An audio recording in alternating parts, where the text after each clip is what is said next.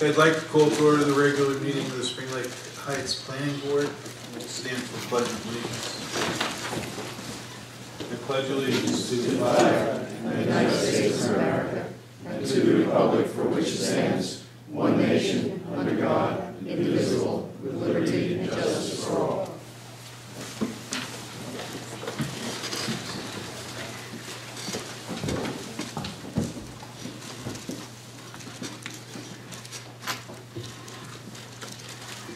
Roll call, please. Mr. Tully? Here. Mr. Capristo? Here. Mr. Diver? Here. Chief Patrick? Mrs. Eilenberger? Here. Mayor Mechanico? Here. Mr. Santos? Here. Mr. American? Here. Mr. Miller? Here. Mr. McLaughlin? Chairman Russo-Lisi? Here. Okay, this meeting is being held pursuant to the provision of the Open Public Meeting Law. Notice of this meeting was included in a list of meetings sent to the Co-Star and the Asbury Park Press, posted on the bulletin board in the municipal building and on the borough website. Do I have a motion to approve the reorganization? Mr. Chairman, I think before we do that, we probably should swear in the members we need to swear in. Oh, okay. If I may? Sure.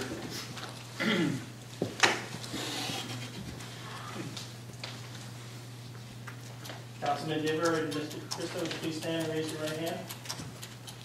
Repeat after me, except for your names. I, Leonard Capristo. I, Richard Diver. Do solemnly swear. Do solemnly swear. That I will faithfully. That I will faithfully. Impartially. Impartially. And justly perform. And justly perform. All the duties of the office of. All the duties of the office of. Member Class 4 Planning Board. Member Class 4 Planning Board. Member Class 3 Planning Board. Member Class 3 Planning Board. According to the best of my ability. According to the best of my ability. So help me God. So help me God. I, Leonard Capristo. I, Leonard Capristo. I, Richard Diver. Richard Diver. Do further swear. Further swear. That I will support the Constitution of the United States. That I will support the Constitution of the United States. And the Constitution of the State of New Jersey. And the Constitution of the State of New Jersey. And that I will bear true faith and allegiance to the same. And that I will bear true faith and allegiance to the same. And to the governments established in the United States. And to the governments established in the United States. And in this state. And in this state. Under the authority of the people. Under the authority of the people. So help me God. So help me God. Congratulations.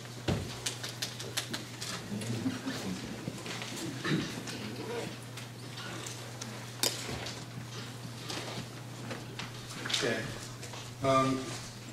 We have the minutes of the reorganization meeting, January 25th, 2012. Is there a motion to approve those minutes? I'll make that motion. Second? Second. Mr. Tully? Abstain. Mr. Capristo? Abstain. Mr. Councilman Diver? Abstain. Mrs. Eilenberger? Yes. Mayor Mechanico? Yes. Mr. Santos? Abstain. Mr. American? Yes. Mr. Miller? Chairman Russo-Lisi? Yes. Okay, we also have the regular meeting minutes for January 25th, 2012. Is there a motion to accept these? Frank, there's one little correction on the second page. Okay. Janine, I think you have me as the chairperson. Oh, did I? It's very nice, but you might want to change that. Congratulations. Thank you. Right down All there at right, the bottom on the there's a second motion, page. is that correct? Okay, I'll make the motion. Second. Correction. Second. Roll call, please. I need a second. Mayor. Thank you. Mr. Tully? Abstain. Mr. Capristo? Abstain. Councilman Diver? Abstain. Mrs. Eilenberger? Yes. Mayor Mechanico? Yes. Mr. Santos? Abstain. Mr. American? Yes. Mr. Miller? Chairman Russo-Lisi? Yes. Thank you. Okay, we had some correspondence from the New Jersey planning officials and concerning an achievement in planning award.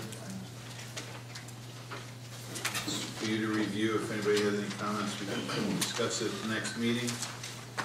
And then under new business, we have Amoscato Family LLC, 2007 State Highway 71, lot 46.01, lots 1, 65, 66, 67, subdivision for 4 residential lots and 2 commercial lots, and construct 2 office buildings.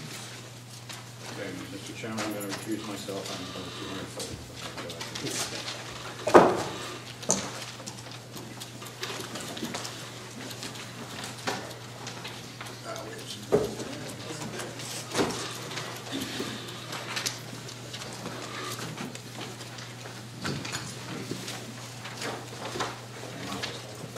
Good evening, Mr. Chairman. Good evening. In reviewing the application, I had noticed that I had some question about some of the variances. Whether some were required and some weren't. That's something we want to discuss with. Mr. Chairman, if I could just jump in, the application seeks lot coverage variances for Lot A and Lot B. Those are the commercial lots proposed in this application.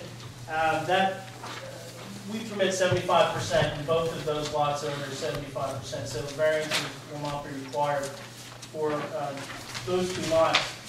There is a variance as to lot area for Lot B. The lot area described on the plans is 13,600 and some odd feet, which is shy of the 15,000 area that's required. I did talk to the applicant about that. I'm confident that they're going to amend the application, not seek variances that they don't need, but also to seek the variance that they do need. So that's basically the variance issue that's before us. Okay. The other ones I had a question about was that, especially with Mr. May's letter, the front yard footage.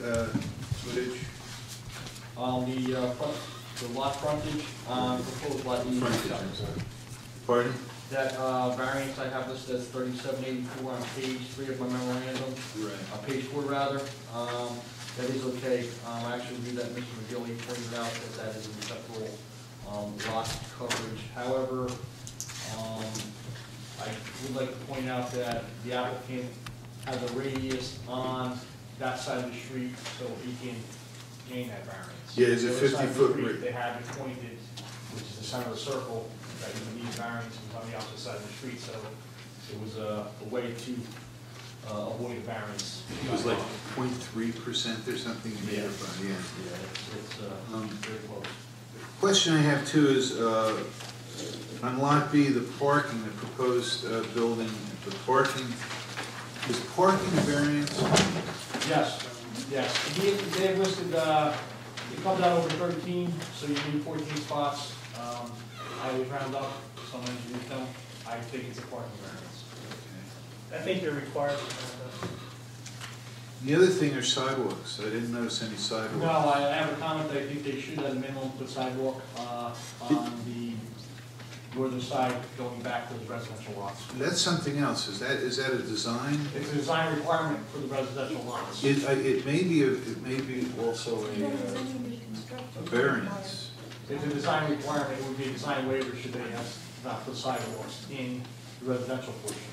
Oh, in the residential portion. Correct. Okay. But in the commercial portion, They will need as well. okay. But it's not a variance, it's in the It's design design waiver. section, so it's a design waiver. Are we sure about that? Because I thought we had changed that. Maybe not. All right. I trust your judgment. I'm sure you'll look into it. And there was, at one point in time, there's some questions of whether they're going to make it part of the ordinance and they require variances. I guess that never happened. Okay. Mr. Chairman, before we proceed, we have the issue regarding the notice, that these variances are not in the notice. I did discuss that with counsel. I would like to have counsel put his position on the record. I do note that the Perlock v. Lacey case, which is the case that is cited most often in reference to adequacy of notice, one part of that case, it does say that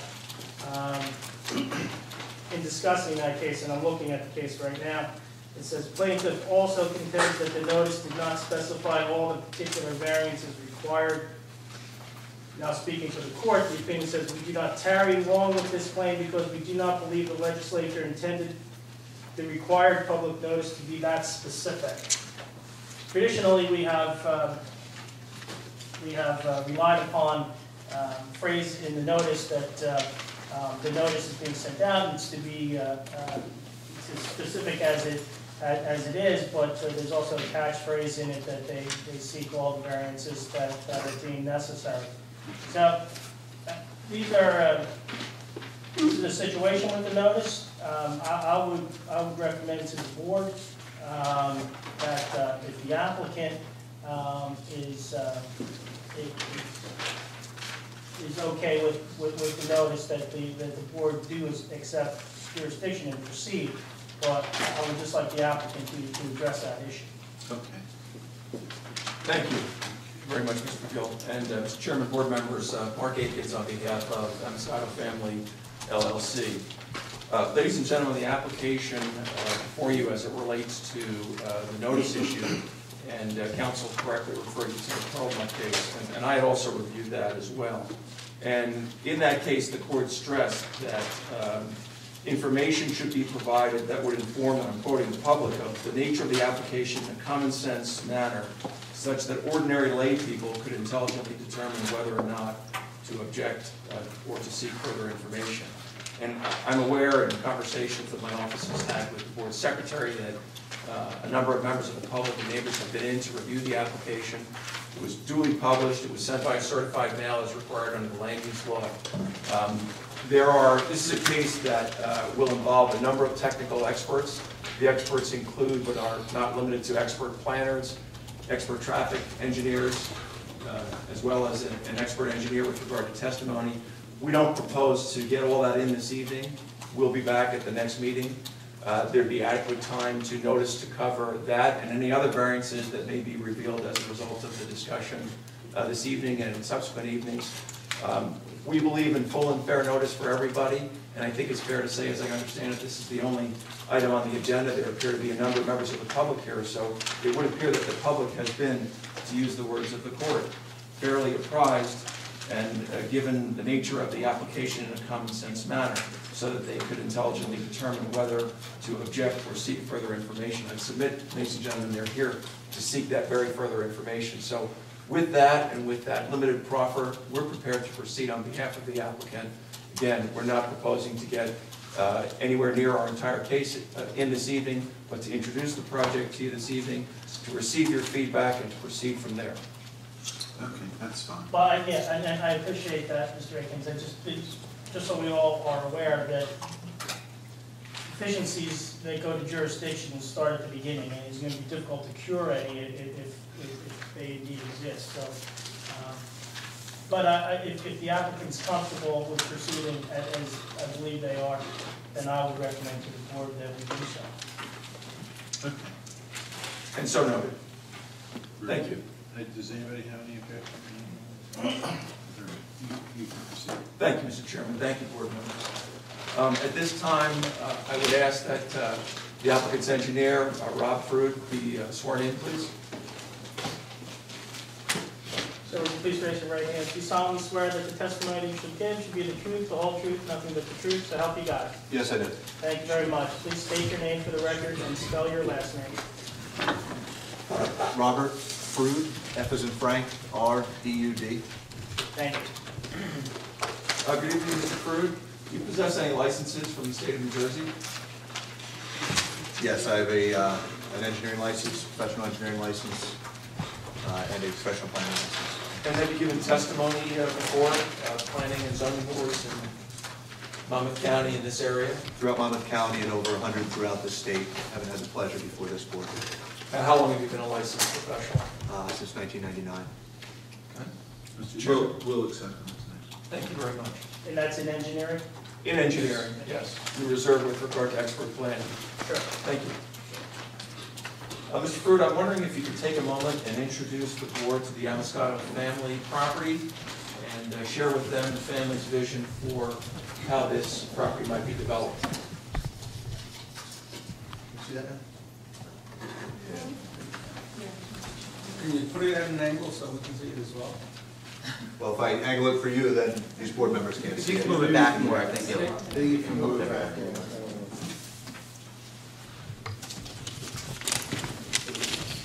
Thank you.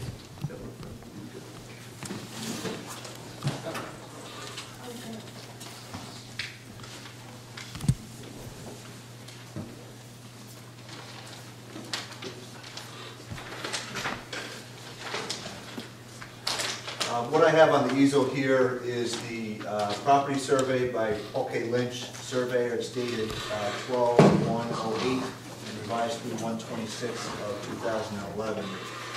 And it shows, this is as was submitted to the set. I don't know if you need this.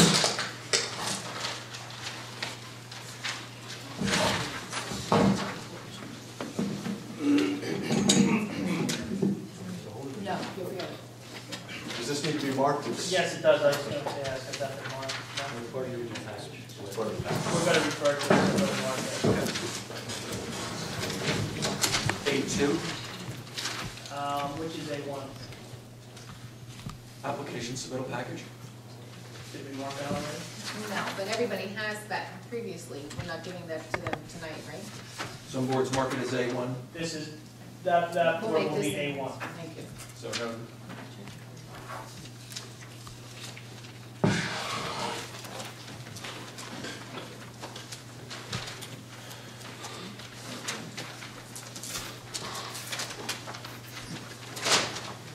Okay, now marked as A1 again is the property survey. For orientation purposes, north is generally at the right side of the page, Route 71, at the bottom of the page running north-south. Alair Road comes in at the bottom corner of the page, generally in an east-west direction. And then off the bottom of the page would be where Church and Ludlow Street continue off to the east. What's not shown on here, as you're all probably very well aware, is the nature of this intersection. It's a very unique intersection with the 5 points coming in, the way, essentially the way Church and Ludlow come together, creating a unique situation. The driveway right now for the bank and also serving the remainder of the property is about 80 feet from the radius of the intersection with Alair Road, which is less than the DOT standard right now. So again, on the property itself is the existing bank, which is about 3,688 square feet with drive-through lanes on the west side of the building, parking around the perimeter of the building, and right turn egress only access to Alair Road. So the only access other than would be through the Route 71 driveway. The remainder of the property, as you move north along Route 71, there are two buildings there now. One is a psychic, one I believe is for rent as office space. Beyond that, shown on this survey is a vacant tract, which up until a year or so ago, there was another similar building, residential office type structure up towards Route 71. The rear of the property has some parking for the bank and is presently undeveloped.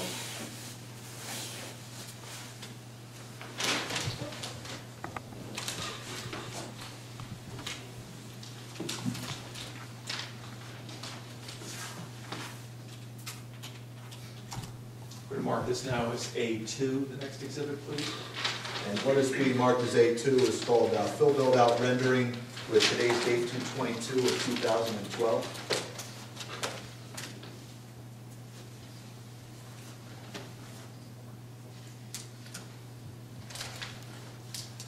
And what this is this is the site plan with the landscaping superimposed, and it's been color rendered.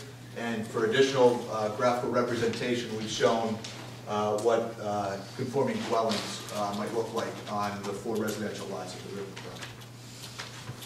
When you say conforming dwellings, what are we talking about? These single-family homes? So, yes, yeah. Single-family homes, conforming as far as this box footprint is about 30 by 60. That would meet FAR and coverage requirements within the zone. And again, this property is split between the B2 and the R5 zone.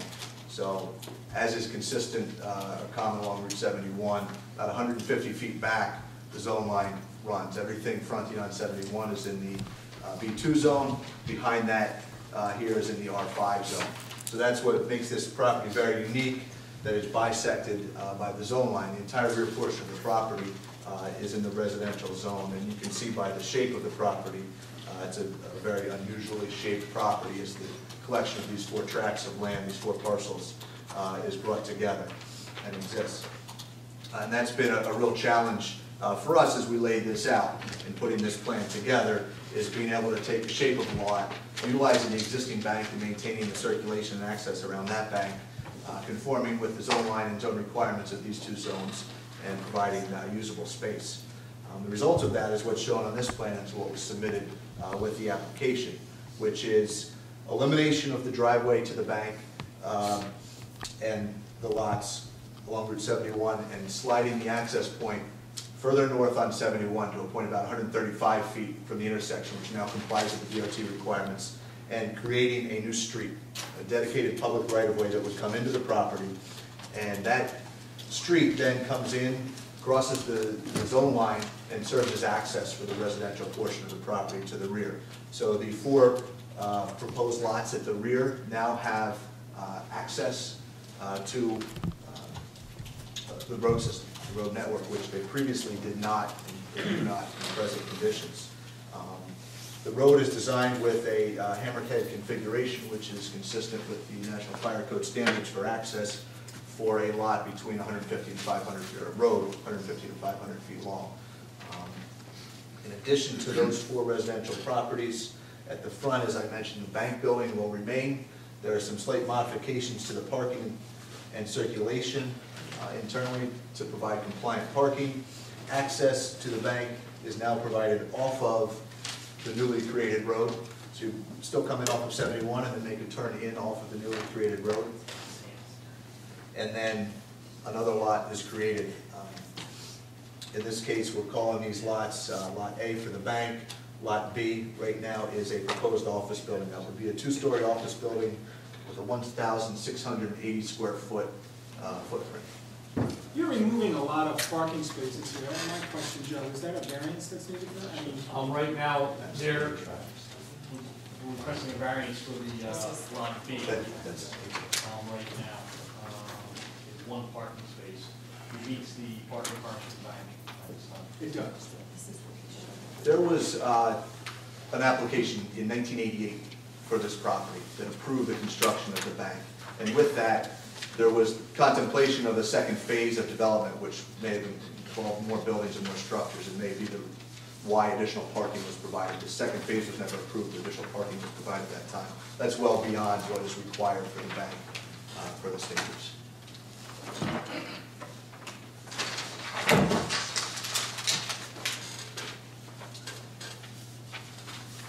I just have another question on your infiltration basin. I mean, that's going to be right on 71. Does that have to be there? Is there any other way to configure that? I mean, because I don't think that's going to be a very attractive thing on Route 71 to have I can jump to that. I'm working through the description of the property, but to the basin, we're required, as I'm sure you are, required to meet standards for stormwater. In this case, there is no infrastructure to tie into on Route 71. There are no inlets that we can just have a positive discharge to. The majority of the site right now, sheet flows sort of towards the north off the rear portion of the property. So what we're doing is we're taking the parking lot for the new office and the new road, collecting that with a series of inlets, discharging that into the basin, and that acts as a recharge basin and brings the water back into the groundwater system. Again, because there is no place to provide a positive discharge. The bank currently has a small system of inlets with inlet-specific recharge systems, and those will remain. But in order to handle the remainder of the property, we do need to provide a system of recharge because there is no place to put detention. And the most efficient way to do recharge is with an above-ground sand bottom basin. When you exit that main entrance exit area, is it only a right turn or is it also left and right? About the new road onto 71? Yeah, the new road. That would be full movement. We did have... Left and right? Left and right, yes. The driveway to the bank now has full movement. We did have a meeting with the DOT, a pre-application meeting with the DOT to discuss this layout, to discuss the proposed road and the fact that we would be, if receiving favorable approval from this board, we would advance an application with the DOT for a new road permit. And it was reviewed with respect to the DOT standards, separation from the intersection, and turning movements, and it's fully conforming with the DOT standards. So we would request full movement there, especially in this situation because the alternative access here to the Laird Road is limited. Because of the median there, it's a right turnout only. So the only way to get north on 71 is to make the left turn out. It's just that intersection is confusing as it is. It is. It's a difficult intersection, absolutely. I live around here. I go through there all the time. I know it. What we're trying to do here is pull that away from the intersection and bring it back. Right now, that driveway comes in sort of right across from where church comes in. We're going to be able to pull it back, so you'll have some separation there. Where church comes in, now we'll be behind that, so you won't have that sort of conflicting movement.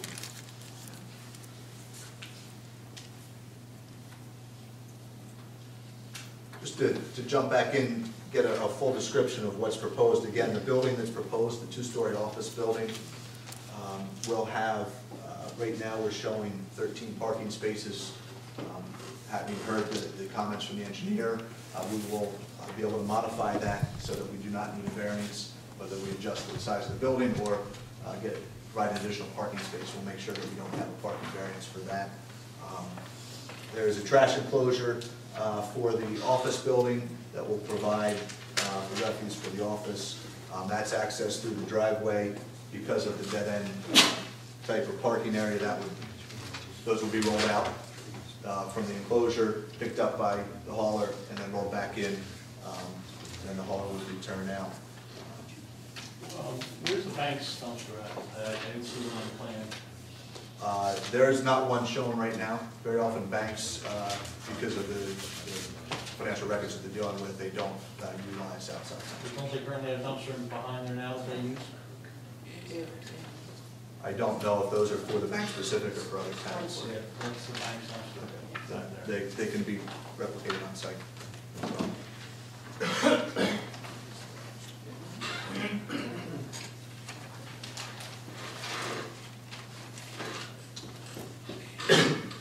We're proposing a series, as you can see on the plan here, a series of street trees along the front of the road. Right now they're shown on the front portion of the commercial property. That can be extended in. We haven't shown landscaping design for the residential component, but we can certainly extend the street trees into the residential component.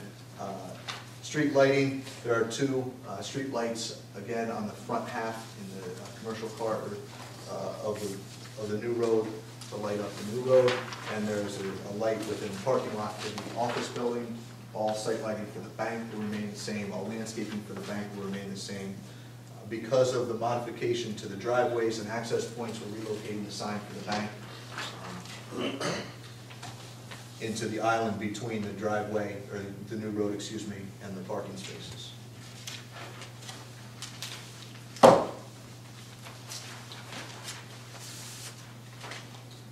In all, and maybe to quickly summarize the proposal of the lot sizes and how we conform with the ordinance requirements. Again, this subdivision provides a new 50-foot right-of-way into the property.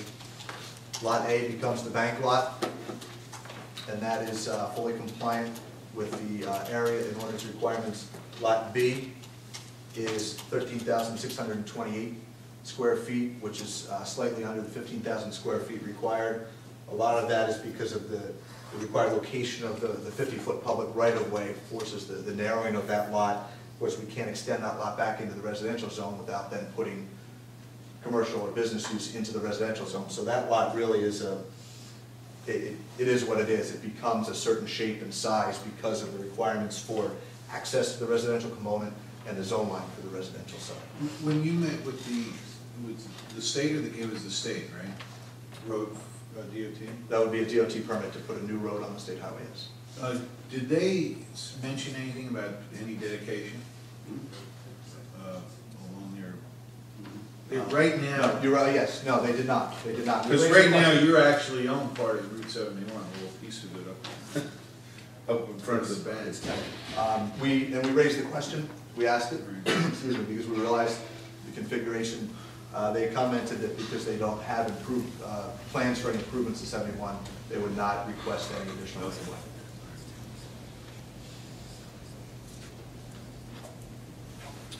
And then moving into the residential portion, each of these 3 lots is at least the minimum 7,500 square feet required.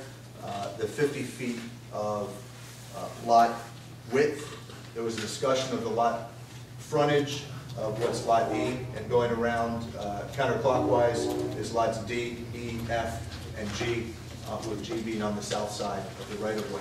And the reason that right-of-way bends is because if you look at the alignment of the rear property line, because nothing here is really square and parallel, we're taking that road and aligning it so that it comes in perpendicular to the rear line. So that's the reason behind the geometry of the road, and it forces the radius there and opens that up. So each of these lots really widens. And that's why that allows for the 37 and change frontage, which complies with the ordinance. The only variance on the rear lots, again, because of the alignment of the road and the location of the new road, lot G, which is a new lot on the south side, is deficient in the lot depth. It's 105.99 feet deep, where 150 feet is required in lot depth. Otherwise, it does meet the area requirements, it meets the frontage requirements, and as you can see depicted here, it's more than adequate to provide a single-family home on that lot, despite the requested variance for lot depth. This fully conforming with the density requirements of 5.8 units per acre in the zone, fully conforming with the building and impervious coverage requirements in the zone. All of the buildings would comply with height requirements, and they would comply with the setback requirements. There is as you're aware, ordinance for buffers between commercial and residential uses. With the zone line at 150 feet back, it's a rather narrow strip that's left in the business zone when you apply the 30-foot front yard, and what would be required would be a 20-foot buffer to the residential. We're requesting the variance to cut that in about half, to be about 10 feet of buffer there. But as you can see from the rendering here, would be well landscaped, and we provide a fence there to separate that. And because of the size of this office space and the low intensity of the parking lot, we don't think that would be a real negative impact, or would be a strong, significant impact on the residential property adjacent to it. What is the buffer for behind the bank?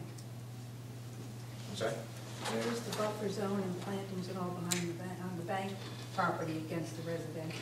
That, again, that is all existing. That's all in Existing there? conditions. We're not proposing to Right. modify what the bank configuration to that. Does that meet the, or just curious, does that meet the buffer requirement? or- It does not. It was granted, I believe there were waivers considered in the 1988 resolution. I don't believe it's accurate because this ordinance wasn't enacted in 1988 for the buffer. Essentially placing residential lot behind the bank, you're gonna have to meet that requirement and get variance for it. Yeah, there is a buffer requirement between commercial and residential properties. They're creating 4 residential properties, and it's abutting 2 commercial. The commercial lots therefore are required to have buffer, I believe, of 20% of the lot depth, according to our ordinances. So that's something that will have to be addressed.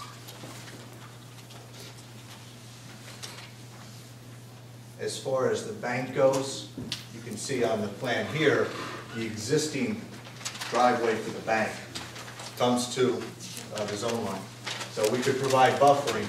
We don't want to provide bank property, additional bank property beyond that zone line, but we can provide buffering and make it a combination of buffering on the residential property to provide screening, if you will, and fencing along the rear of the bank to mitigate that variance at least. But I understand your professionals' recommendations for the variance would be considered Doesn't there. it also looks like the parking lot goes into the residential section? That's correct. That's, again, that's existing And that condition. was an existing. In fact, looking at the survey, if you look at where the zone line would fall, which is 150 feet back,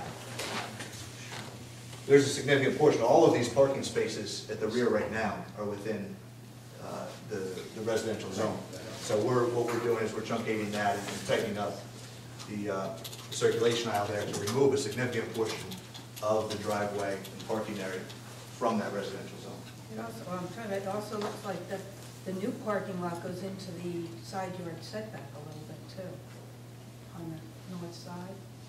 Goes into the side yard setback. Side yard, yes, Yes. side yard setback, yeah. Do we need a variance? No, it's not a construction. All right, okay. I'm just unclear as to what part of the commercial lot and which lot we're talking about goes into the residential zone. So you can find it on the. Lot A? The western side of Lot A, currently existing.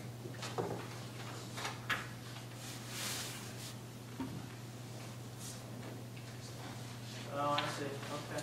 I guess because it's a parking, there's a parking lot of permitted use in the R5 zone. No,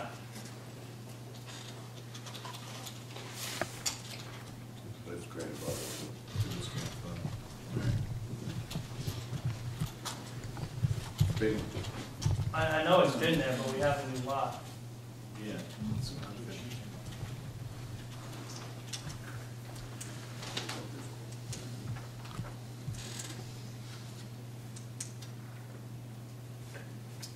Okay.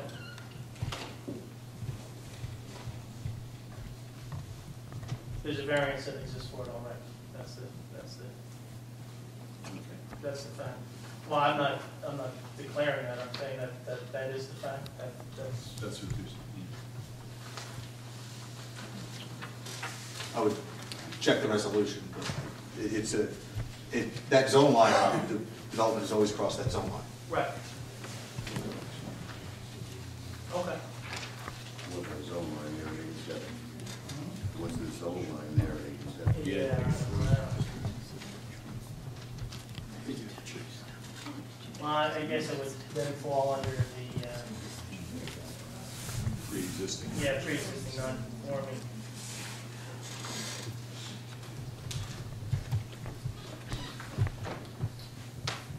And to that extent, again, it would be mitigated and the degree of nonconformity would be reduced by pulling those parking spaces that much more out of the R5 zone. So it would actually be a reduction in the nonconformity.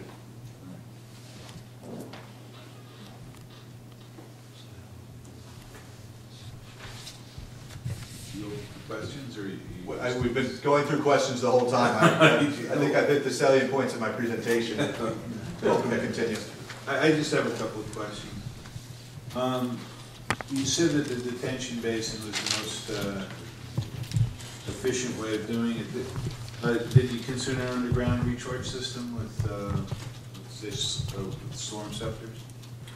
Under the parking lot? It would be a possibility. One of the things, again, because in this situation, we don't have a place to provide a direct discharge, if we did it entirely underground, the discharge would be overflowing with the inlets back on site. In this case, what we have is essentially an emergency spillway, if you will, would be out into the right of way. So that, without having a positive discharge point, we rely on the present condition, which is overland flow, to discharge the excess runoff or additional runoff. But you are saying that it is possible to do an underground system under the park? It is No, possible. I've seen it done, with corrugated pipe. It was done on the I south suppose side of town. very millions of successful. gallons. There's I'm other not- pipe systems but- that is similar to this, but it's had a close on. My If bigger I- concern, that's why the basin doesn't account for residential homes. So, right off the bat, the size guys are inadequate. Well, I'll clarify it's not inadequate. The basin's been designed, to go back to the first question, yes, underground detention is a common design. I use it all the time where it's possible. For developers, it often gives them additional developable area, and it's very often preferred. The difference between those scenarios and this scenario in this situation that we have here is there's nowhere for that underground basin to discharge. We have to account not only for the water that's being stored in the basin, but the higher level storms and the overflow from the basin. This overflow from the basin would be over the wall of the over the berm of the basin and onto the road. If it were an underground basin, there's no outfall for that basin. The inlets in the road are designed to catch the water. If the water backs up into those inlets, you're essentially creating a pond here. We need somewhere to get the water that can flow into the right-of-way or off-site. And that's why we're creating the above-ground basin with an overland discharge for the higher level storms. As far as the design of the basin, what we've done with this basin is we've designed it to handle the road runoff, and this is very common in residential developments, handle the runoff for the road system. And in this case, because we have the adjacent office, it's handling the runoff from the office and providing the required detention for that. The individual homes, which is typical for residential developments, will be handled with a dry well system for each individual home. At the time of design of each of those houses, they would come in for a plot plan. The size of the house would dictate the size of the detention required, and it would be handled that way. Do we have any idea of what the proposed size of these houses would be currently? I mean, what, are we talking a 2,200 square foot house, a 3,000 square foot house? These are 30 by 60 footprints. So it's an 1,800 square foot footprint. Again, that's a footprint that fits within the setbacks, fits within the coverage limitations, and works with the sites. We haven't gotten to the point of market study and determining what the appropriate size home is to build here. So they'd all be conforming? Absolutely. The stipulations, yes, there would not be lot coverage or building coverage variances sought in connection with the individual single-family homes, correct? It wouldn't stop homeowners from coming in for a variance, did it? Right. Correct. And I guess if this is approved, then what we should do is keep in mind that we should require dry wells for any new homes that are built in that area.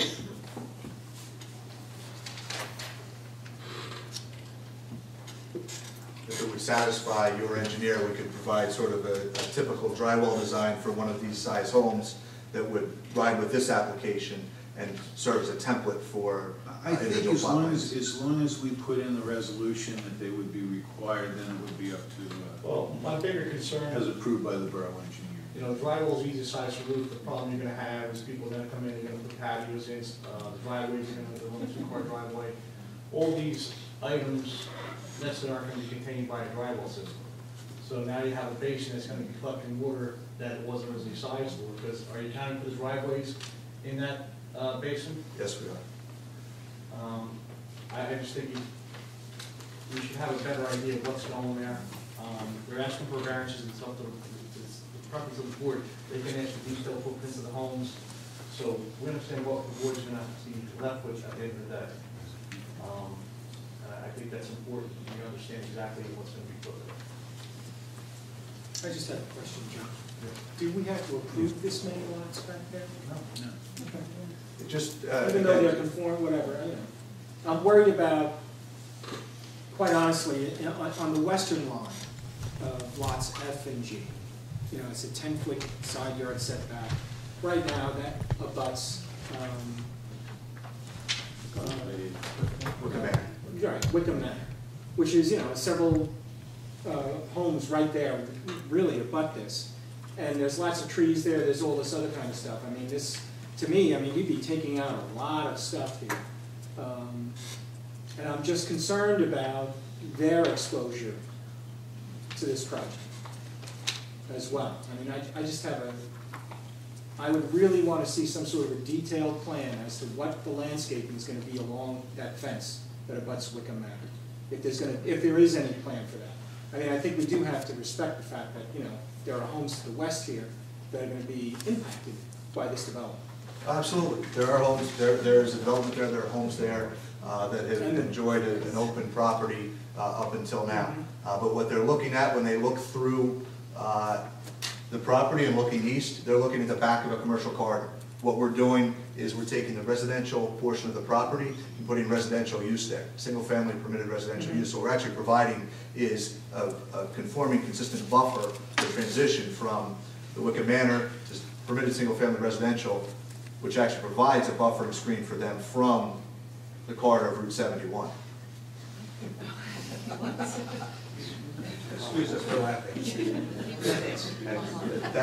Again, My concern is that if you look at the footprint of that house on Lot G and Lot F, they're very close to the property.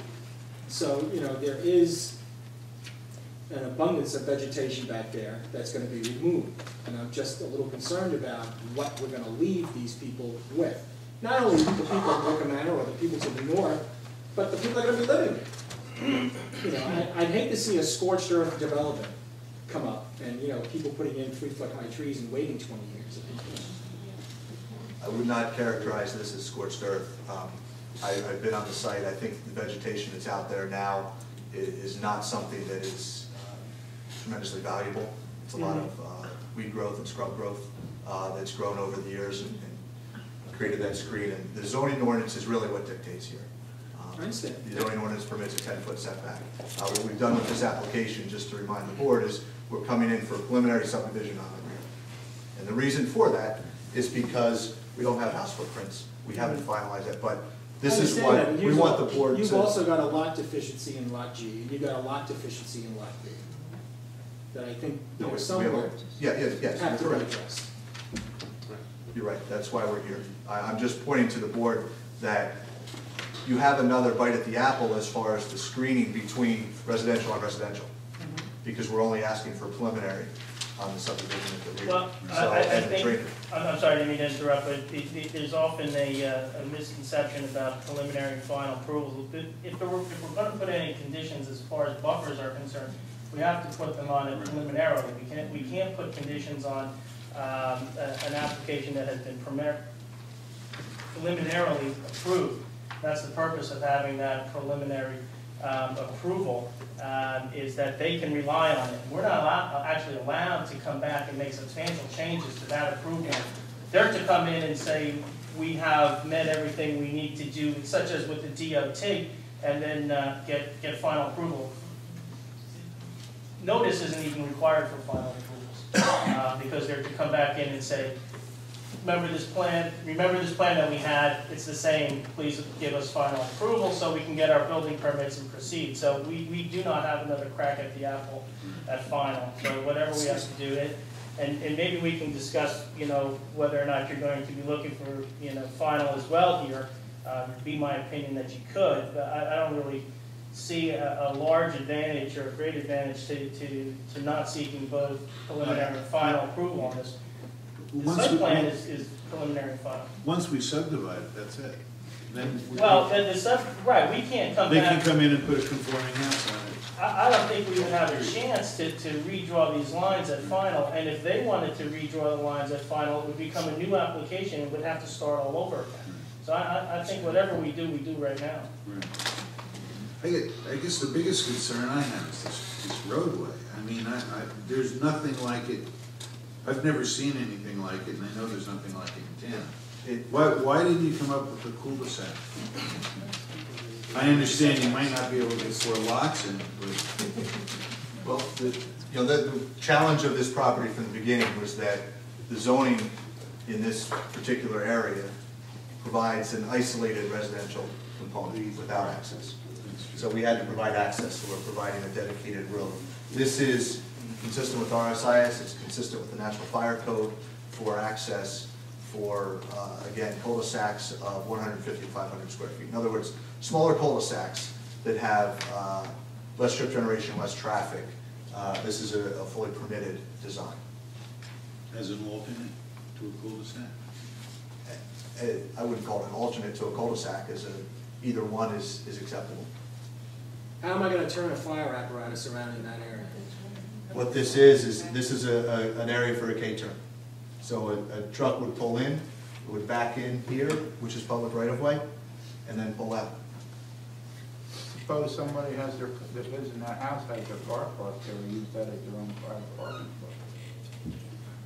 Just as any road or cul-de-sac, and I think your engineer even recommended a condition for no parking on the street, but that's public right of way. So We have.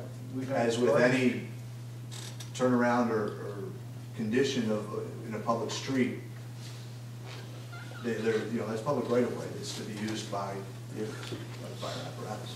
Yeah, people can park in front of their houses too. But if we're plowing snow, where do we put the snow there? Do we dump it on those two people that have that piece of property come together at the end of that street? Is that where we dump the snow? With the driveway's right there. If necessary, we could extend the right of way another 10, 15 feet to allow a snow dump. Does that garbage truck stop on Highway 71 and back in, or does it come in and then back out on 71? Or Garbage if they truck. can't use that spot? Garbage trucks, emergency vehicles this is all designed to allow for that type of vehicle, that size vehicle, to turn around. There were some comments raised in your engineer's letter. We just got it yesterday. We're digesting it. We will be prepared to address all of those comments fully. But because of the timing, we wanted to get the application started. But that, again, this is. If I have that house in that back corner and that's on fire, I want that fire truck to be able to come in there and swing around and get to work. I don't want that fire truck to have to back into a parking spot or back off of Highway 71 in order to have access to my house. When they have to position that fire truck or ambulance or anything else to service my house, I want it done as quick as possible. Absolutely. Absolutely. I think this provides that. I was under the impression that you couldn't put a street like this in without a cul-de-sac for emergency vehicles. I know of other places right here in town where it's a short street, but it has a cul-de-sac. There are multitude of design options there. Cul-de-sac is maybe something you've seen more frequently, but again, this meets the National Fire Code standards for emergency vehicle access for cul-de-sacs. And the reason for that is because this hammerhead design provides the ability to turn around. When a fire truck's coming to respond, he's not going to turn around and back it. He'll come in and go to where he needs to go. Then when he has to get out, he'll do the K-turn to get out. Just as in a cul-de-sac, he would pull into where he needs to go, and then he would work his way around the cul-de-sac to get out. Yeah, but you It's got to one or the other. position, I'm not a fireman myself, but you got to position that truck to do what you want it to do. Not to mention, you could have more than one piece of apparatus show Of up. course, you're gonna have 2 or 3. You have 2 or 3 trucks responding and a first aid squad and maybe a police car. Where do they go? Where do they turn around? Where do they gain their access to the house? I don't believe we received comments from your fire department. We're If happy I to might, review it. I think we did. We did. I think you just got Yeah. it. We got one. Put it on the desk. What were the concerns, Mr. Yes. Initially, he has concerns about the confined area to the west side and the northern side of the property. That's item 1.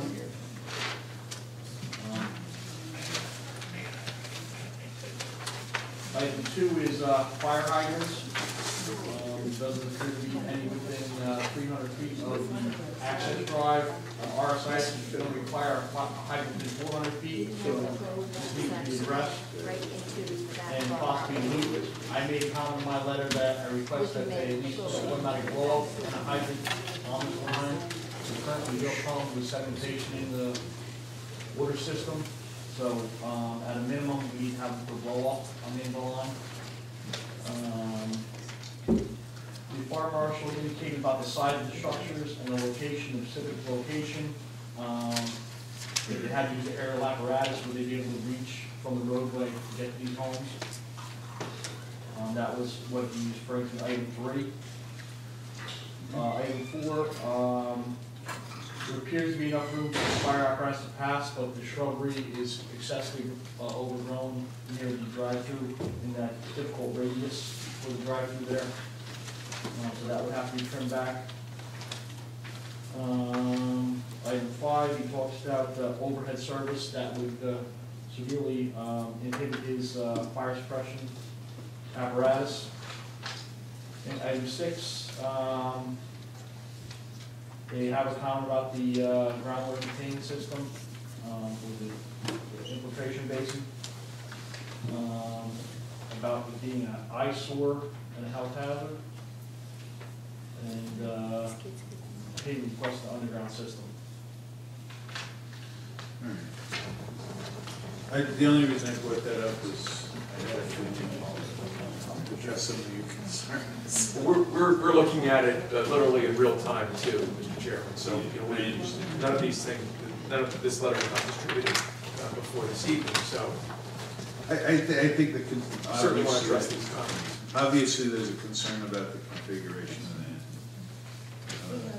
Our police officers patrol our streets every day, at least once, probably more than once. They're gonna pull down the street and have to back up every time they're patrolling the street? Or turn around to the driveway. Well, I think, ladies and gentlemen, the question is, does it meet the requirements of the residential site improvement standards from a planning perspective? If it does, it may not be the most desirable, but it meets the requirements. That's the question. And then the second question is it safe as defined by applicable fire codes?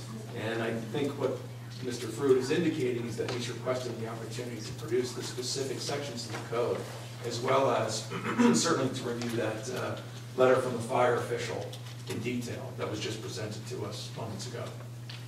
Would I find that in the NFPA? Is that where that? Can you, instead of cul-de-sac, where you're talking about turning around, would that be in the NFPA? It's the International Fire Code Appendix D, provides all of the fire access configurations. D is in Delta? D is a Delta, yes. Thank you. I also have a question about, if you're gonna have single-family homes, you can have children involved, probably, possibly.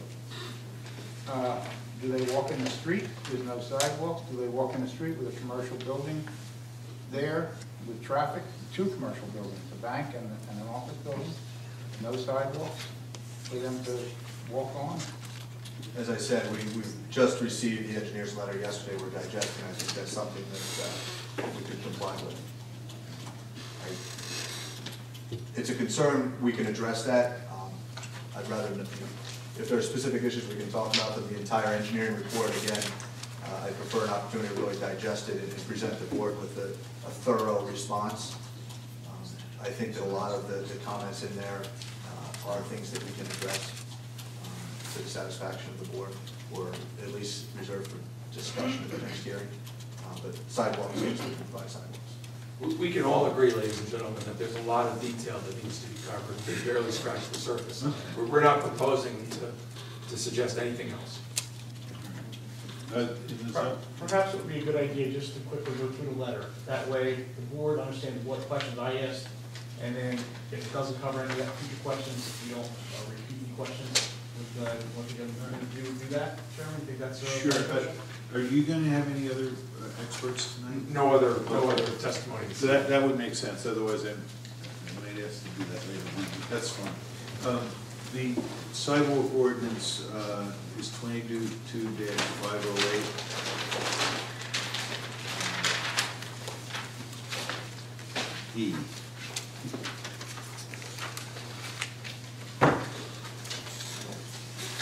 Right, is that it? Yep. 22507D I have. I'm sorry, 7D, yeah. So any new construction, replacement of existing now, I don't know whether that's more than a design standard at that point. Yeah, it's actually an ordinance. Yeah, I had thought, that's why I mentioned it before. I remember putting that in because there was so much controversy. 2012. They didn't make them do it, how come I have to do it? In the town fathers, council wanted sidewalks, so we decided let's put it in as an ordinance and then treat it as a variance if there's a specific situation where it doesn't make sense. You're looking at Dan. I'll apologize if you No, want to. no, I'm not. I feel good that I remembered that. The older you get, the more excited you get.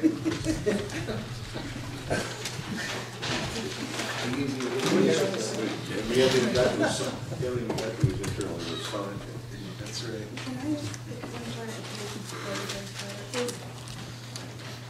As of now, though, in There actually will be nothing done to this residential property, that's correct, by your,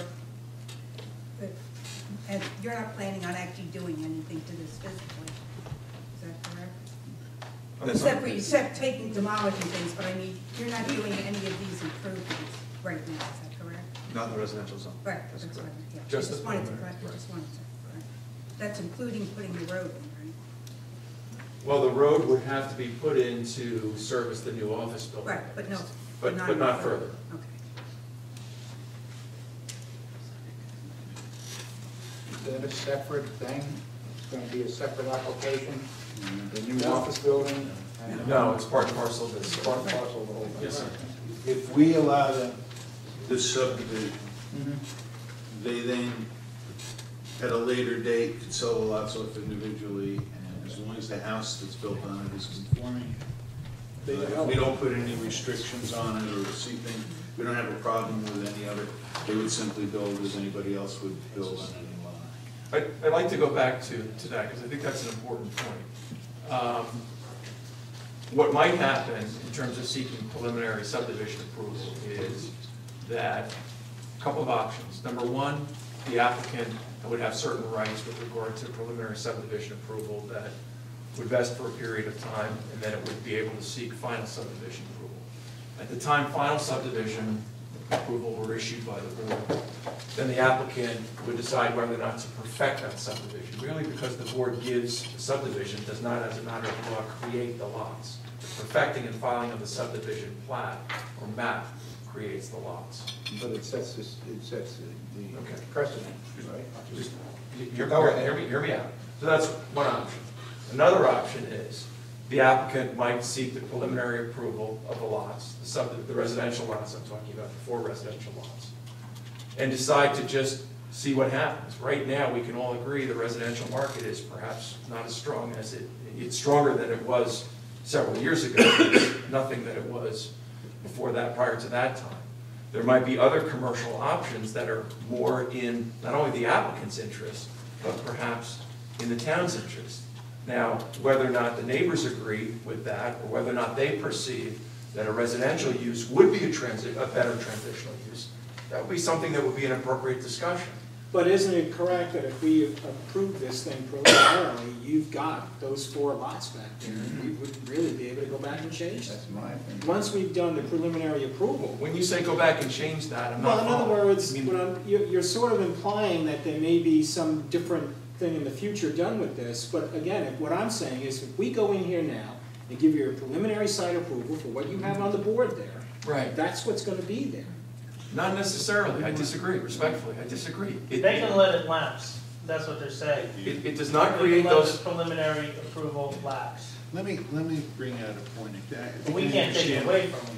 Well, I think that's my point, we can't take it away from them. No, they have a 3-year period To in do which something. to apply for And say if final. at the end of that 3 years, they haven't applied for a final, it starts over.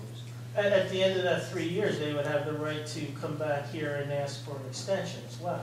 Okay. Folks, you're a planning board, you can give the applicant guidance, you can say, you know what, it really doesn't make any sense, even though this is an R5 zone, even though you can get 4 conforming lots in terms of the size, it makes no sense to have a hammerhead served street and 4 residential lots connecting these 2 buildings and the residential community to the west. It doesn't make any sense, You even took though the it's words permitted. right out of my mouth. That's great, then we have a dialogue. Right now, we don't have that dialogue. See, the concern, what's going on, I think, just so everybody understands is, right now you have a single lot that's in 2 zones. In order for you to develop even that front piece, you would need to go before the Board of Adjustment and get a use variance, I would assume, if it's all. Well, I don't know about So that, you're because damn- this board has retained jurisdiction, this board retained jurisdiction to approve the bank in the first place, and the lot never changed. So I think that was the council's point earlier, that the board retained jurisdiction in 1988, and we presume that jurisdiction continues. Because what I'm thinking is, you know, as long as we subdivide this into residential and commercial, then you can develop the front. That's correct. And we've also given access to that lot, so it's not landlocked. Right. It could be that there's preliminary and final subdivision that's granted that allows these two lots, the commercial lots, and folks, I'll swing this around for your benefit in just a moment, so just bear with me, please, just for the board, so I'm very clear on this. It gives the two commercial lots preliminary and final status. What we do with this is reserved for another day. Preliminary and final status that creates two commercial lots, and what we do with this is reserved for another day. That's also an option. That's not what we're proposing at this time, but that's an option. That is something, I can assure you, ladies and gentlemen, that we're going to talk about. I mean, we've spent very good time this evening, not just 10 or 15 minutes, but we spent better than an hour on this exchange of good dialogue, mutually beneficial dialogue. We try to be good listeners. You've got a talented engineer. We've got a talented planner. We've got a talented traffic engineer. We want to bring a project that is meaningful to this borough. It is not some backwater area of this borough. It is front and center. I can say that. I'm a Shore native. I grew up here. And I'm raising my family here. I have my law practice here. This is my home as well. This is a front and center parcel of this borough, and it's prominent. And you folks, as the planning board, have a major say in what goes on here.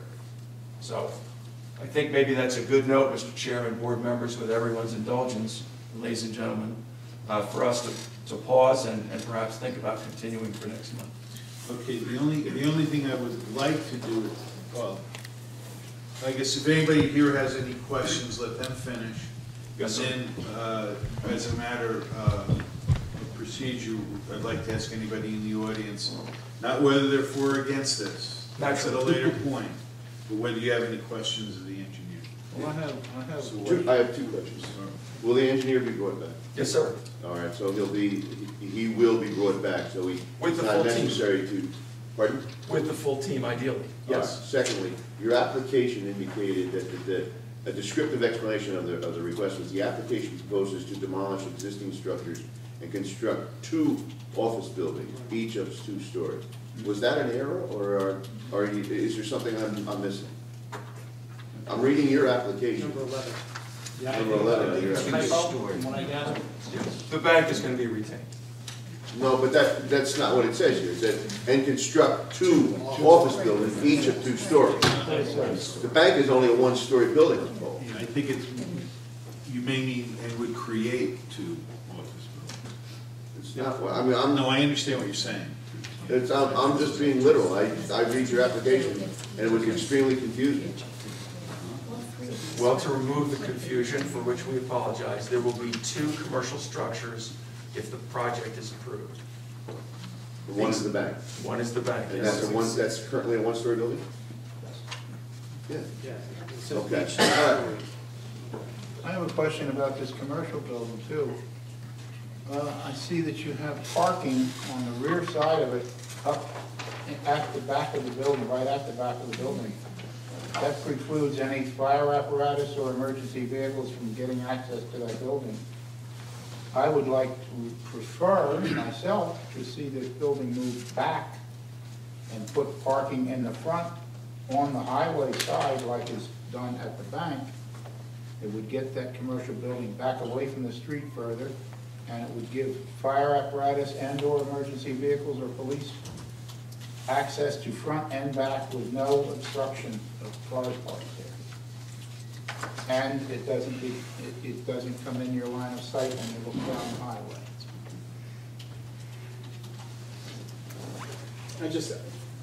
I think what's sticking in my head also is, I think I'd like to see some different sort of plan than this infiltration basin. Because also it's a fire apparatus, if something's coming up along the side there, they're not gonna be able to get over there. Well, didn't they down at the bank down here, right across from Manasquan Savings Bank, they put an underground system in there, if I'm not mistaken. Yeah, they did that. About a They did. 6-foot perforated pipe, or maybe even bigger. They also did it at the corner of Park Avenue and 70, they did Yeah. an infiltration system. So there was no reason that that couldn't be done there, and you could still drive in the back area to have access to this commercial building and make a right-hand turn and drive over that, if you will, to the front and park there, so you don't have to have another egress right across from the bank egress. That and the fact, I just think the infiltration basin is ripe for problems down there in terms of appearance. You know what, It's right on the highway.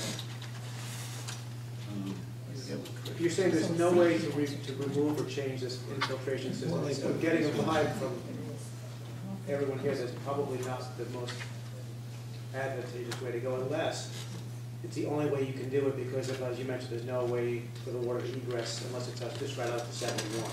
There's no other way to punch into a sewer line, there's no other way to remediate or get rid of some of this water without this system?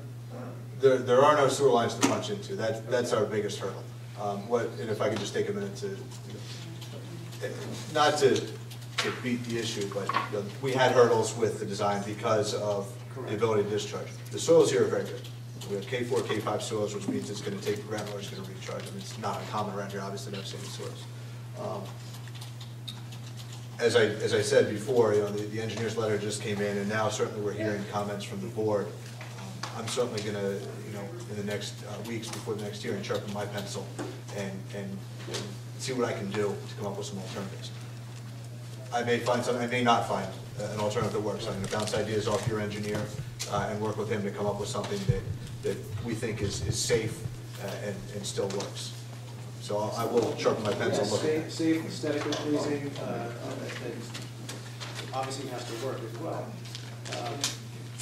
I'm sensing by the drawing that there's probably nowhere else to put it on the property, because otherwise you wouldn't put it right there on 71. You would probably find a better place to put it.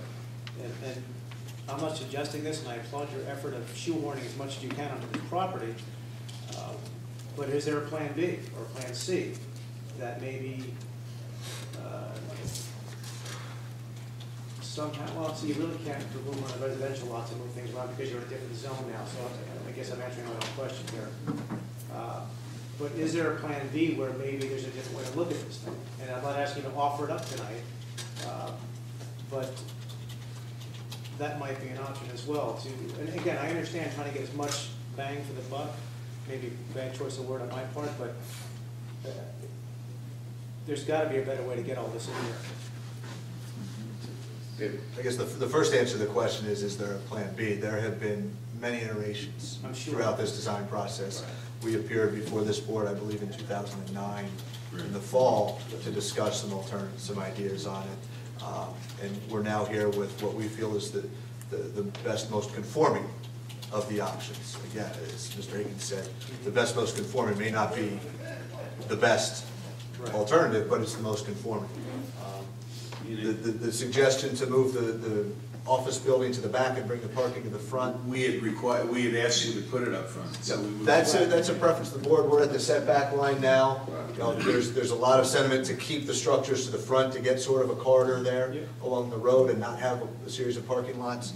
I'll leave that to the board. We can go either way. I mean, we don't have a strong preference on that. Personally, I think it's nice to have that presence of the structure. It's a nice looking structure along the road there.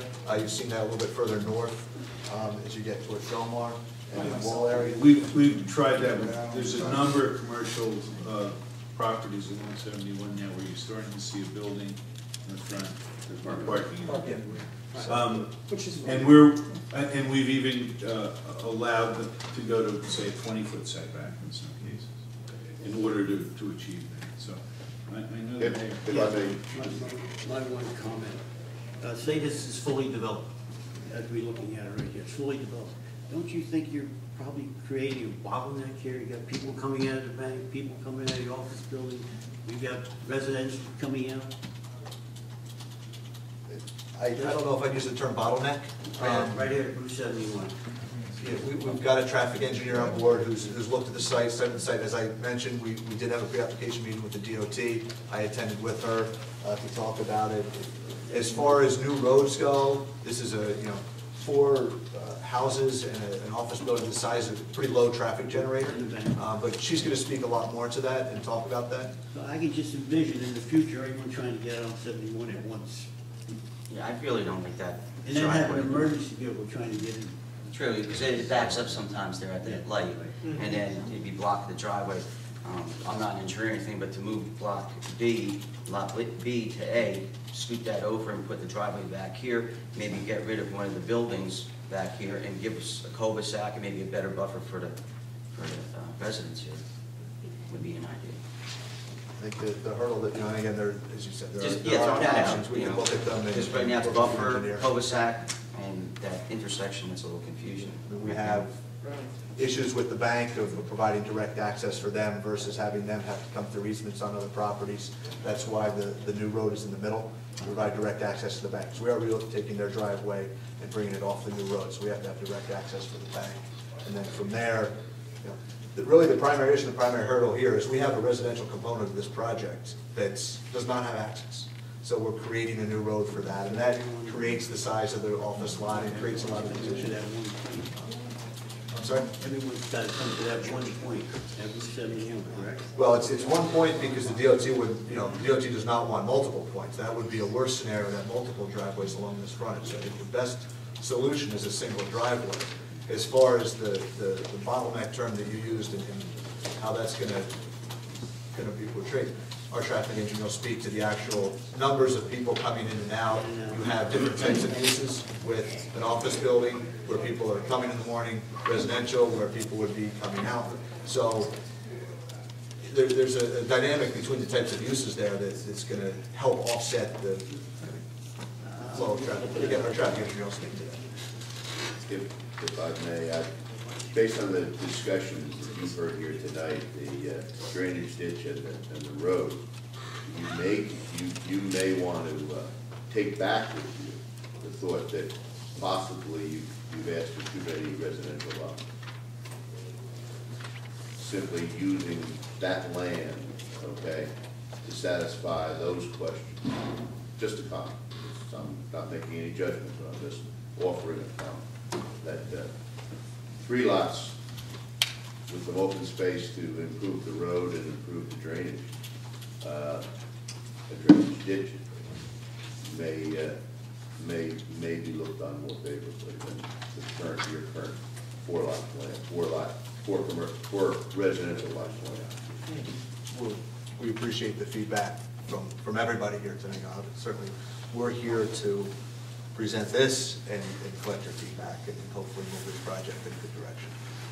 Does the drainage ditch have to be as east as possible, based on what you were saying before as far as the overflow? Yeah, the way the site drains right now is it generally flows from the south end and it breaks towards 71 and it breaks across the residential section towards the north. So what we need to do is we need to have a positive district. We need to have a place for the overflow to go. No matter how much we hold, no matter how big the basin is, no matter what we do, we have to have a place for overflow to go. And the way to do that, because water already comes now towards 71, is to have the overflow come off towards 71. So that's why it is as east as possible. If we were to tuck it in the southwest corner, it'd be at the high side of the site. So we wouldn't be able to do that without, again, more significant earth moving and just bucking the grade there. So that answers my next question. And if you went to what Mr. Tully was suggesting, maybe going with 3 lots in the back for residential use, and in lieu of that 4th lot, maybe creating that as a basin, but now you're kind of saying gravity's not going to work that way. yeah, that's the high side of the property. What's the emergency spillways towards 71? Is that what it is?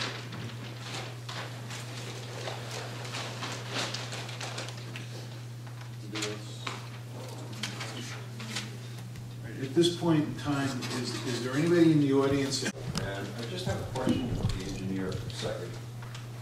Look at the map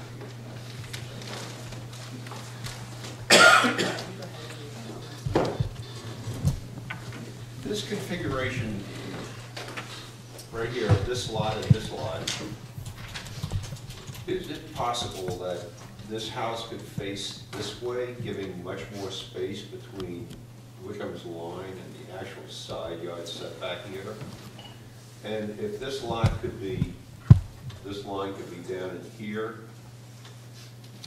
making it so this house could be a little bit further this way, and this, just move a little bit so they kind of get away from the Wickham line a little bit. Is that possible? These are very preliminary, these are not final. footprints. This is just what's within the But setbacks. I mean, if this The preliminary lot- is approved, then this footprint will be approved, that's the problem. Well, the house footprints comply with the setbacks, so we don't have, you know, the planning board and the No, I Our understand. fathers created the setbacks, but on the property to the south, which is lot G, yes, that house certainly could be oriented further from the common line with Wickham. With the amount of space that's in this lot, this 116 feet back side here of lot, whatever this is here, lot C, if this line was just tapered a little bit this way, you'd still have the same greater amount of square footage here, this would be like a little less. This is 11,418 square feet. That's a really good sized piece of property. It is, and I can approach and answer the question here for the benefit of the board and everybody. With the geometry here of these lots, we have, and we've had the discussion about the frontage requirement, that because we're on a radius, it's reduced. And the reason it's typically reduced on an outside radius like that is because, and this is the case, the property lines diverge and the property gets bigger as you go back. We're bound, what really decides the orientation of these lot lines is the 50-foot width at the front setback.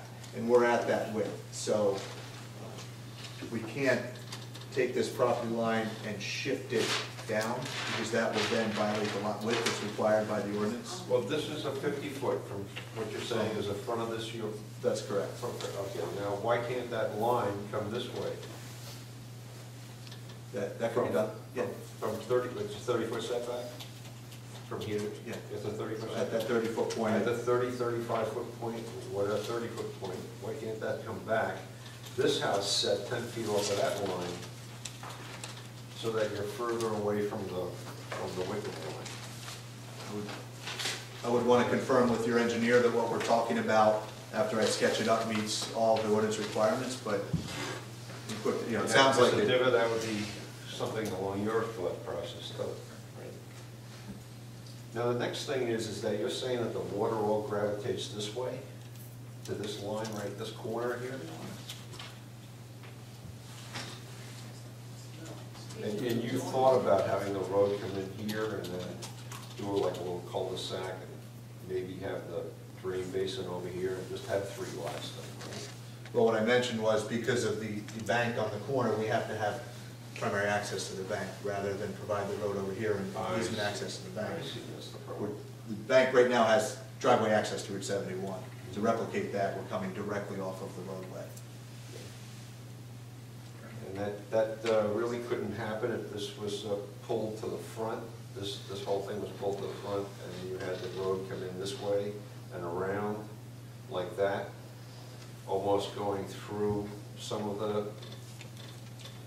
actually, if you had to come around like that and come right into the bank, it would be the access for these properties. They could face this way, and then there would be a 30 to 40-foot setback in the back of the house facing Wickham. You'd be even further away. Then you'd have access to here and the bank and the whole 9 yards would be further away from the corner of 71 too. I mean, it's a thought. You'd be dumping the access point to the bank right in the middle of the drive-through. True. Perpendicular to the drive-through. Sounds so good to me. You have to deal with circulation.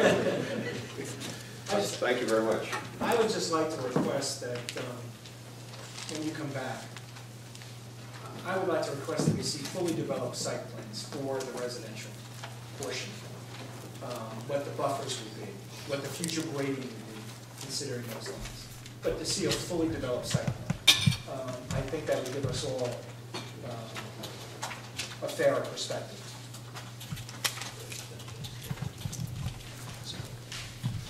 I believe that gentleman was first. I just have a couple of questions to the engineer. Oh, I'm sorry, your name and your address. Richard Capnacci, I live in 23, 18 and 23, and 18 happens to be right there. So my question really is, this is a 10-foot setback, correct? That's the ordinance for the zone, yes. Right. Well, it's the ordinance for the zone for a side setback. Excuse me, one moment. If you could just come Sure. closer to the microphone, if I can't, I'm not getting it recorded. Thank you.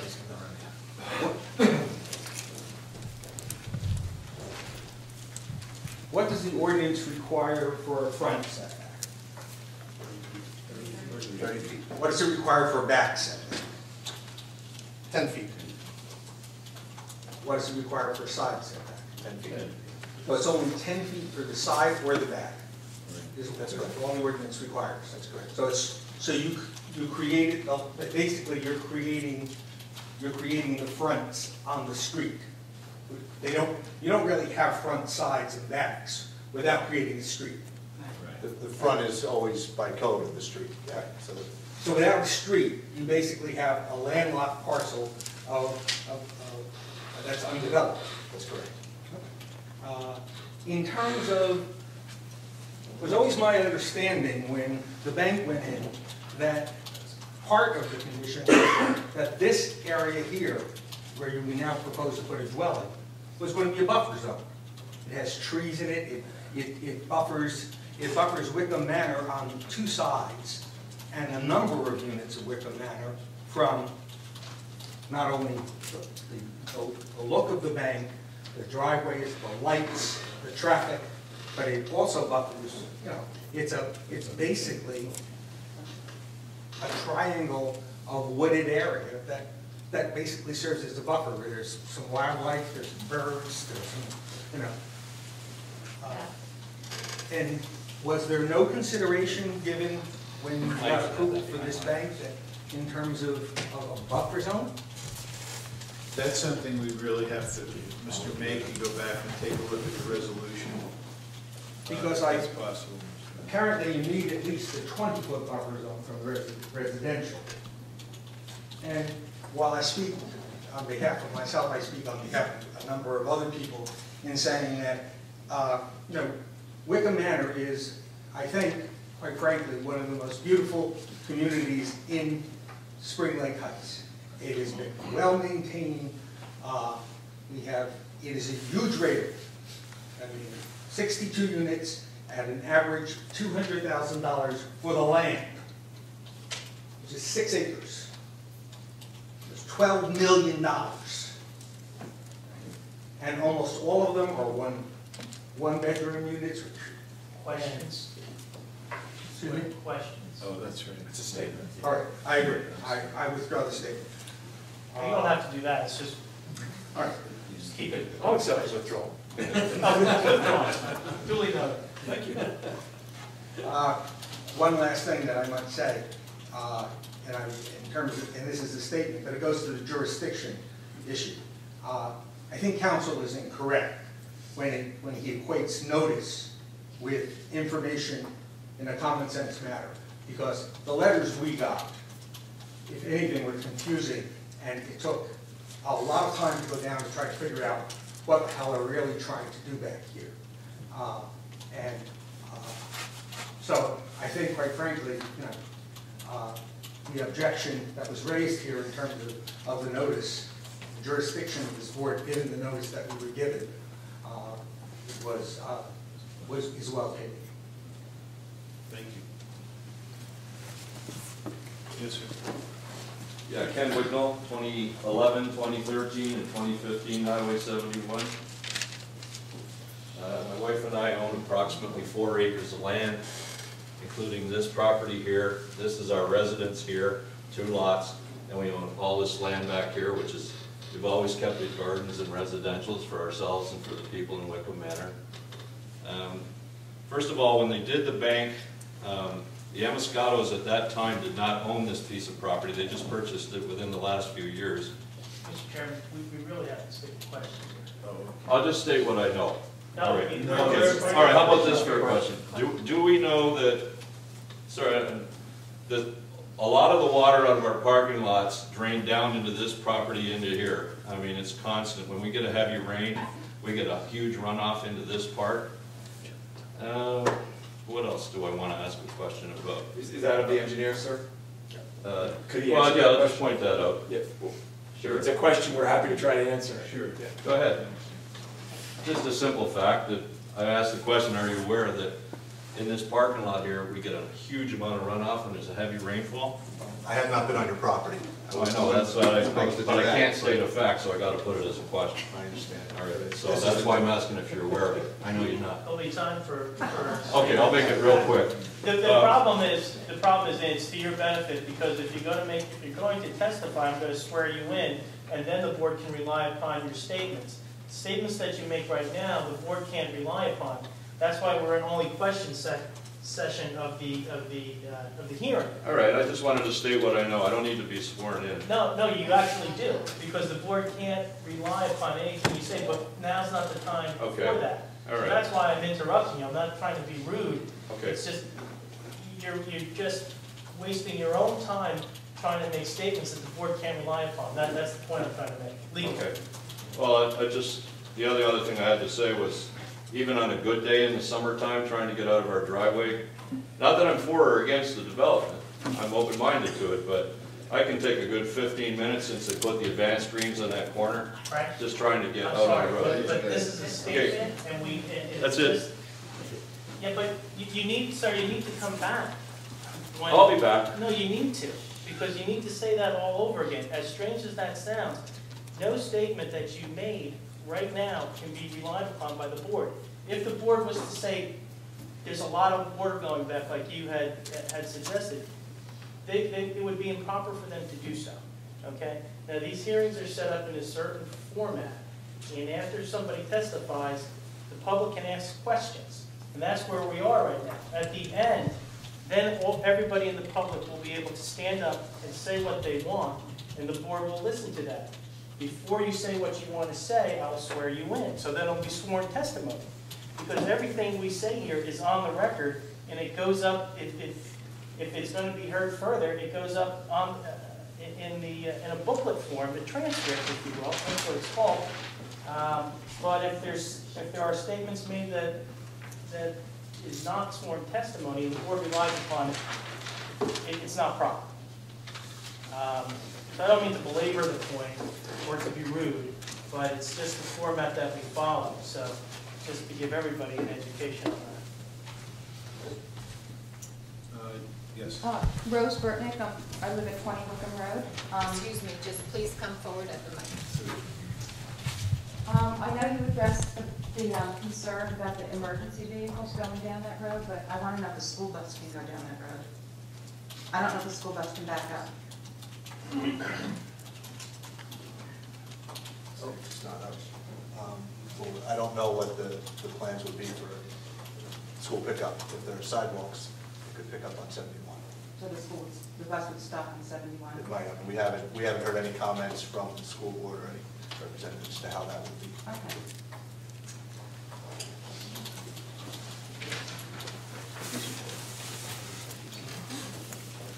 John Tangeman, Atlantic Avenue. At the mic.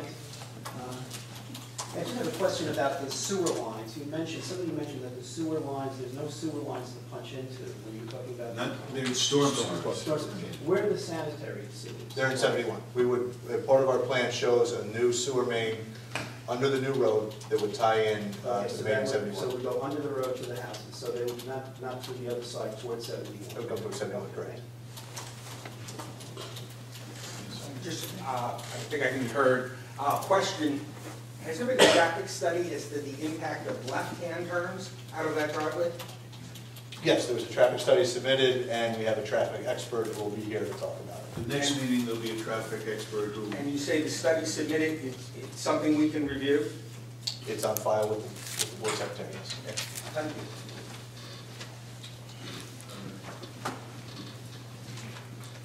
Kathleen Crippen, 564 Atlantic Avenue, and the Spring Lake Heights Environmental Commission.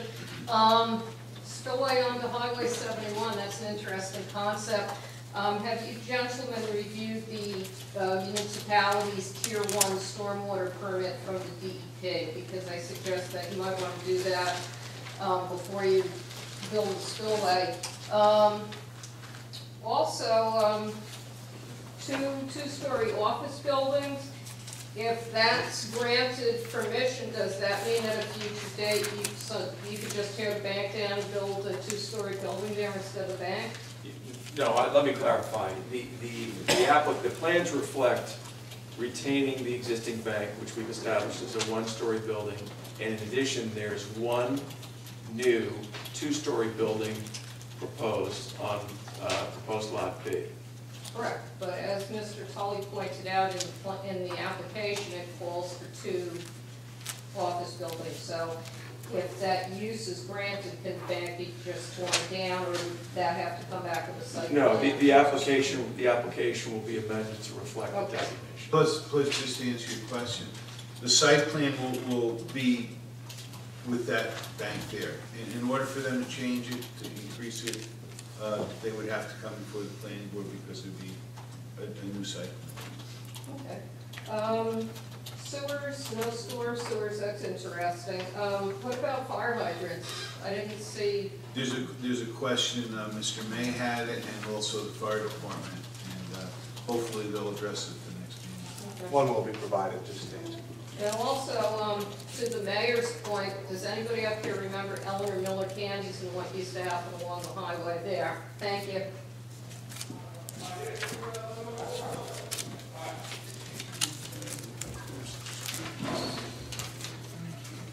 Does anybody else, do you have a question?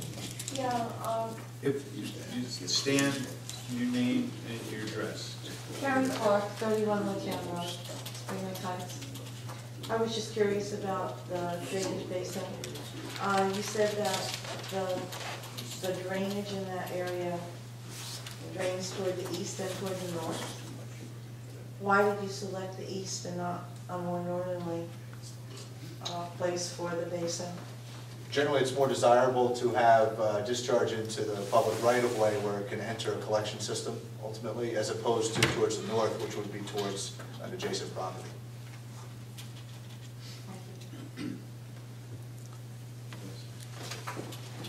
Ellen Manager, 61 Wickham Road, just on that same point, you keep saying spillover and so forth. How does that work? When you say spillover, does it flood over into Highway 71? Is it just the piping that comes out? How does that actual spill? There is no piping, and that's the beginning of the design. There's no pipe to connect to, so the basin is designed to handle the runoff from the site for a typical storm event. Beyond that, higher level storm events, which are storm events when the infrastructure, the pipe system that's designed throughout the borough, the 25-year storm would be surcharged and overflow into the gutters anyway. This would then overflow and enter into the gutters. So it's designed consistent with the systems throughout the borough and throughout the state, really, for the 25 years. Literally a spill, right over. It would sheet flow. It would sheet flow over the edge of the basin into the ground. Normally, at any detention basin, retention basin, or recharge basin, as an emergency overflow. Once the thing fills up, it will spill out. The deal is that should only happen with what are they designed for, 100-year storms? This one's only designed for 25 years. Once every 25 years, there's theoretically supposed to get a storm that bad. You can see that one of these basins, if I'm not mistaken, it has a spillway. If you go out Ocean Road, across Highway 35, and just past those office buildings on the right-hand side, you will see one of these collection basins, and you will see the spillway. And I believe they have a spillway there, I'm sure they do. Anyway, you'll see a collection basin like this, similar to what they're talking about here. Karen Clark again, 31 Wickham Road. Mr. Miller, where was the basin you said we could look at? Go out Ocean Road, cross Highway 35, and just after you pass the office buildings on the right, there's a development or condos or whatever back in there, and they have a catch basin in the front of that development or whatever is there. And you can see it right from the road. It's right along the side of Ocean Road. My other question on this is, does this catch basin accumulate water such that it can stagnate there? It's supposed to infiltrate. This is an infiltration basin, if I'm not mistaken. The bottom is probably going to be coarse sand. and it's supposed to absorb the water into the ground within a certain period of time. Back into the aquifer, rather than dump it in the ocean. Yes, ma'am.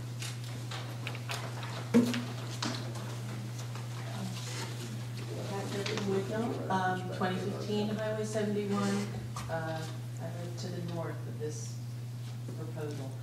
I just wonder if you studied seasonality in the development of the plan? Are you talking about traffic? Yes, traffic seasonality. Yes. Yeah. I'm not the traffic engineer, she'll be here at the next hearing to speak to that, but that was taken into The consideration. reason I bring it up is that in the winter today, given that there's not a lot of traffic, I had a problem trying to explore the site. So that's one person in the winter, not the summer. Thank you. Is there anybody else that has any questions? Okay. Oh, I'm sorry. That's okay. Danielle Hughes, 7 Oakland Road. Do we have any plans for what type of offices are going to be in this building? What the structure is actually going to be used for, or any proposed tenants already? Is there any? Typically with an office of this size, there are no tenants until approval is available and you know when construction might occur, when they may be able to take occupancy. So nothing's been done as far as tenancy yet. It would be of the permitted types of office, which might be for something this size, typically a small professional office.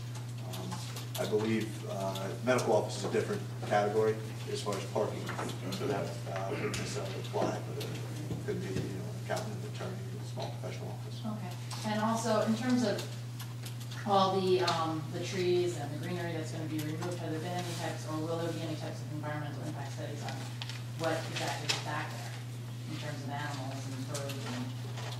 I think that was one of the comments of the engineer and hearing the board request that we address full build out in the back. We'll deal with that, yes. We'll provide that. And that'll be something that we can review? It will be submitted in advance of next year.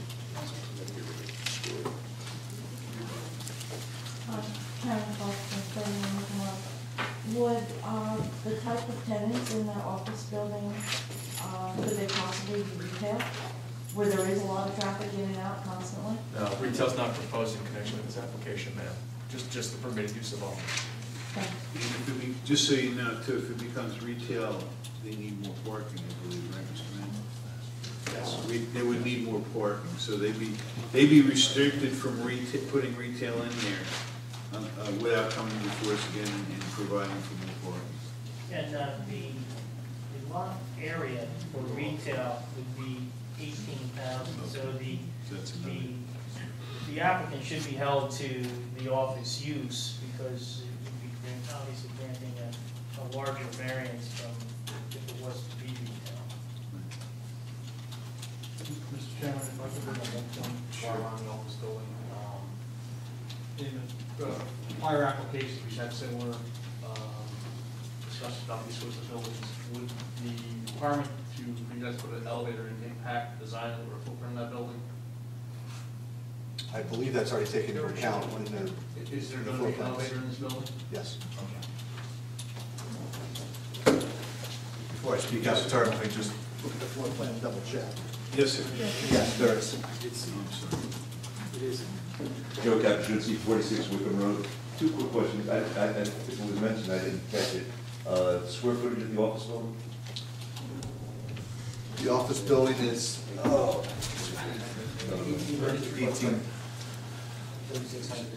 1680, 1,680 footprint, 3,360 total, 2 floors. And how many offices are proposed? How many different offices? Probably be Open at maybe this a point? suite on either floor. I'm sorry? Maybe a suite on either floor. Again, leasing has, it's too early to get into how many offices it would be. Is that something that the board would need to consider? The parking actually is per square footage, right? Correct. Office space. I think what the board will look at is if there's more than one use in there, how many people are going to be working there. That's what the applicants have to consider when they have this. It will probably be restricted most likely to two, because a certain number of spaces are going to get eaten by employees. So if you have more employees than you have customers or people come to a professional office, the parking isn't going to work correctly. So they'll have to come up with a plan say it's mostly going to be 2 professional offices, and there's going to be 4 parking spots for employees, and so many for the people coming in and out. The board was determined whether that's adequate or not.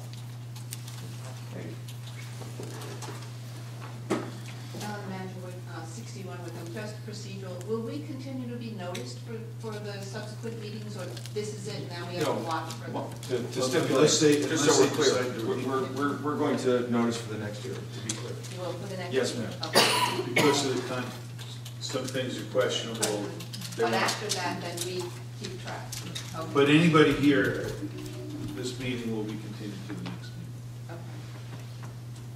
And the date of the next meeting, Mr. Chairman?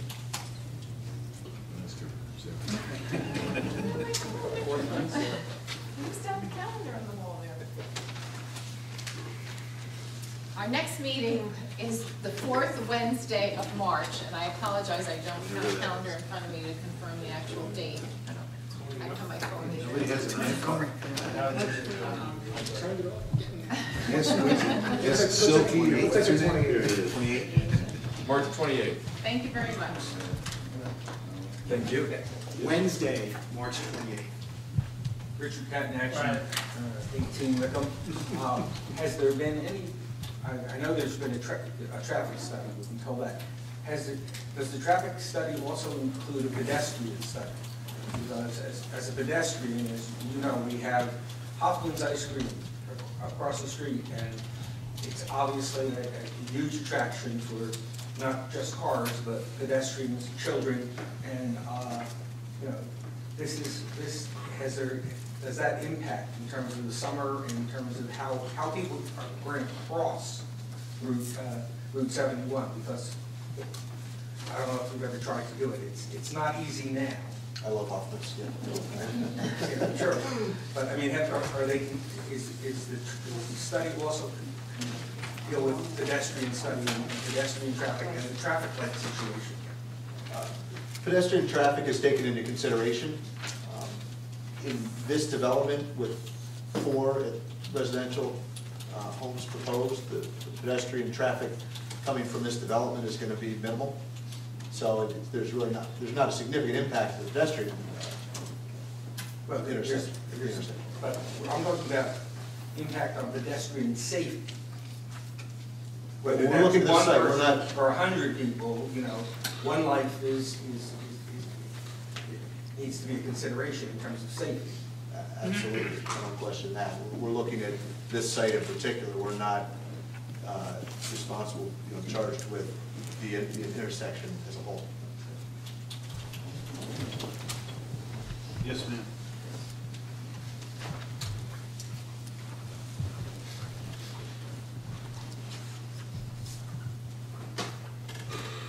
I'm Rita Omar, 26 Wickham. I'd like to know how many people in this room during the season patiently wait at the intersection or bypass it. Patiently wait at the intersection or avoid the intersection, especially with this new proposed road.